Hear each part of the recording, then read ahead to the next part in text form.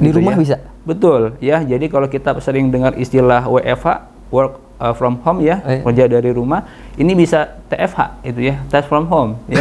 Ya, tes dari rumah. Jadi tesnya di mana aja bisa. Assalamualaikum warahmatullahi wabarakatuh. Teman-teman pemirsa, selamat datang di channel Darul Quran Mulia. Kembali lagi bersama saya Jundi Alfaruq. Di episode podcast kali ini kita akan membahas dan kupas tuntas tentang penerimaan santri baru Darul Quran Mulia tahun ajaran 2024 dan 2025. Di sini saya sudah mendatangkan narasumber yang luar biasa, Ustadz Aji. Ya. Assalamualaikum Ustadz Aji. Waalaikumsalam warahmatullahi wabarakatuh. Gimana kabarnya? Alhamdulillah baik. Alhamdulillah. Pembina PSB.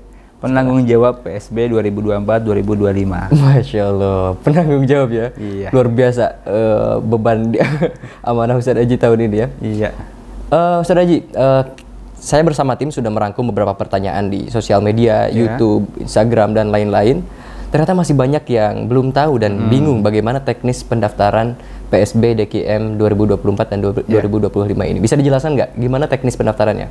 Oke. Jadi alhamdulillah ya, kita dari Pesantren Darul Quran Mulia ini sudah memulai proses tahapan pembukaan PSB DKI 2024-2025 ya. Dan per hari ini kita sudah memulainya dengan pengumuman siapapun yang berminat untuk melakukan pendaftaran bisa langsung melakukan waiting list gitu ya.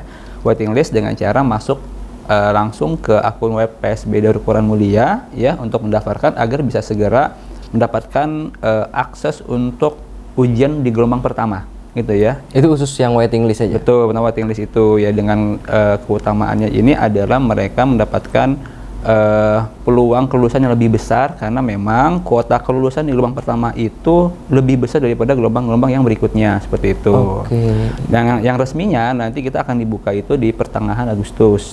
Itu ya, jadi mereka-mereka yang sudah melakukan waiting list nanti akan kita kabarkan dan bisa langsung melakukan pendaftaran pada tanggal tersebut di. Oh, berarti waiting list ini bukan daftar waiting list ini berbeda dengan daftar PSB? Betul, beda ya. Jadi ini adalah sebagai mungkin untuk semacam pre-order mungkin. Betul, pre-order itu pemanasan dulu ya. Jadi sebagai pemberitahuan awal buat para calon santri kita bagi yang untuk siap mempersiapkan dirinya. Itu ya, bahwa PSB kita ini tidak akan lama lagi dibuka. Jadi bisa untuk bersiap-siap dan langsung melakukan pendaftaran. Jadi diawali dengan tadi waiting list dulu. Nah, jika nanti sudah dibuka ya di pertengahan itu nanti lanjut masuk untuk melakukan pendaftaran ya. Jadi melakukan mengisi beberapa biodata ya. Nah, kemudian nanti lanjut setelah berhasil pendaftarannya nanti akan mendapatkan notifikasi untuk melakukan pembayaran gitu ya. Jadi setelah login ulang untuk melakukan pembayaran ya, dan itu ada pilihannya macam-macam, bisa pembayaran melalui transfer, dan bahkan juga kita bisa menerima, membantu juga memudahkan para pendaftar untuk bisa bayar di pesantren juga. Ya, jadi kita yang ingin memudahkan siapapun yang mendaftar di DKI, jadi kita siap menerima pendaftaran di tempat juga. Tuh, jadi ketika pembayarannya berhasil, orang tua bisa login kembali ya untuk melengkapi biodata ya, mengecek jadwal ujiannya di sana ada gitu ya. Nah, kemudian setelah itu tinggal mengikuti jadwal ujian sudah ditentukan. Nah, setelah itu tinggal menunggu pengumuman kelulusan. Nah, setelah itu melakukan daftar ulang. Setelah daftar ulang, mereka lanjut ke tahap medical check up ya, pemeriksaan kesehatan. Lanjut terakhir itu adalah seminar parenting, seperti itu. Oke, itu rangkaian teknis pendaftaran dari awal sampai siswanya masuk ya. Iya. Tadi Ustadz Aji sedikit membahas tentang biaya formulir. Bisa dikasih bocoran nggak di DKM ini tesnya atau biaya formulir untuk melakukan tes itu berapa Ustadz Aji? Ya, jadi alhamdulillahnya biaya kita untuk tahun ini masih sama dengan kemarin formulirnya. Ya, jadi untuk tingkat pendaftaran ke tingkat SMP itu sebesar Rp550.000.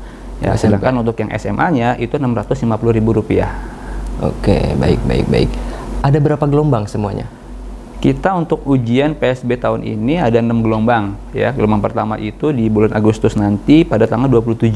Kemudian berlanjut pada tanggal 24 September ya. Kemudian lanjut lagi di bulan 8 Oktober. Nah, kemudian lanjut lagi ada di 22 Oktober. Kemudian bulan berikutnya itu di 12 November dan terakhir 3 Desember. Oke, seperti apa penjelasan tiap gelombang Ustaz Haji? Apakah dibedakan gitu antara SMP dan SMA atau internal eksternal itu bagaimana pembagiannya? Jadi untuk bulan Agustus dan September itu dikhususkan untuk peserta SMP. Ya, jadi di bulan Agustus dan September itu dikhususkan untuk SMP. Sedangkan ya untuk yang 8 Oktober itu adalah peserta dari sekolah internal kita ya, yang dari SD IT maupun tingkat SMA, ke SMP maupun dari yang tingkat SMP ke SMA IT, ya itu di internal kita.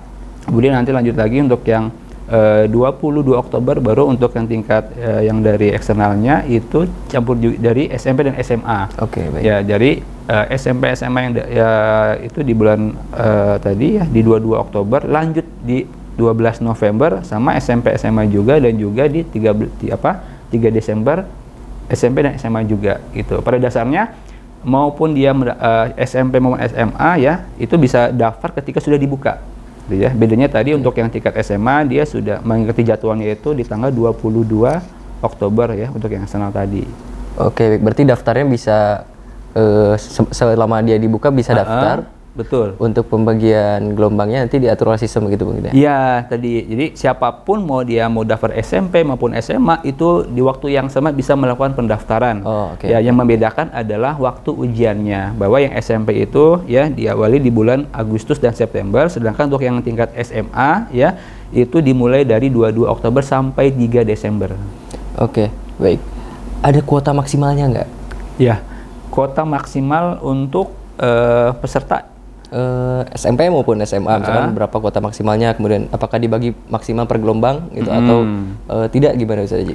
Ya, pada dasarnya kita akan mengupayakan semua pendaftar yang mendaftar di gelombang pertama itu kita upayakan bisa masuk di gelombang pertama ya selama itu belum melakukan penutupan di gelombang pertama. Karena biasanya kita ini dalam setiap gelombangnya ada penutupan itu sekitar H-5 ya, H-5 menjelang ujian itu pada penutupan. Jadi berapapun jumlah peserta yang mendaftar nanti akan kita plotting di gelombang pertama. Nah, jika lewat pada yang tanggal tersebut, nanti akan ujian pada gelombang berikutnya. Nah, dan seterusnya seperti itu. Jadi memang setiap gelombang itu memang ada batas-batas waktu pendaftarannya. Gitu. Oke, baik. Tadi kita sedikit berbalik ke belakang. Berarti untuk proses pendaftarannya ini hanya bisa online ya, atau bisa langsung datang ke, misalkan ada calon wali santri datang ke Darul Quran Mulia, itu bisa juga langsung pendaftaran? Ya, betul.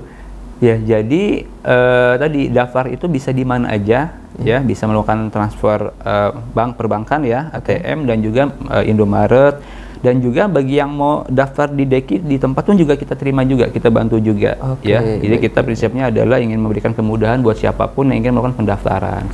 Berarti tadi teman-teman kita dengar penjelasannya secara keseluruhan sih mudah ya. Dan dari panitia juga mungkin ingin semudah mungkin ya. Betul. Tadi juga bisa di mana aja gitu ya daftarnya. Nah, iya. Jadi termasuk juga ya untuk ujiannya ya, kita tahun ini sama dengan alhamdulillah sebelum-sebelumnya juga ya, bahwa ujiannya dilakukan secara online. Ya. Jadi artinya orang tua itu tidak perlu lagi ya jauh-jauh datang ke pesantren kita hanya untuk ujian. Baru nanti ketika lulus baru datang ke sini. Ya, betul. Enak banget. Jadi kita ingin benar-benar memberikan pelayanan terbaik buat para calon santri kita, para orang tua, pendaftar ya, bahwa untuk ujian DEKI itu bisa di mana aja. Di rumah bisa? Betul ya. Jadi kalau kita sering dengar istilah WFH, work from home ya, kerja dari rumah, ini bisa TFH itu ya, test from home ya. Ya, tes dari rumah. Jadi tesnya di mana aja bisa.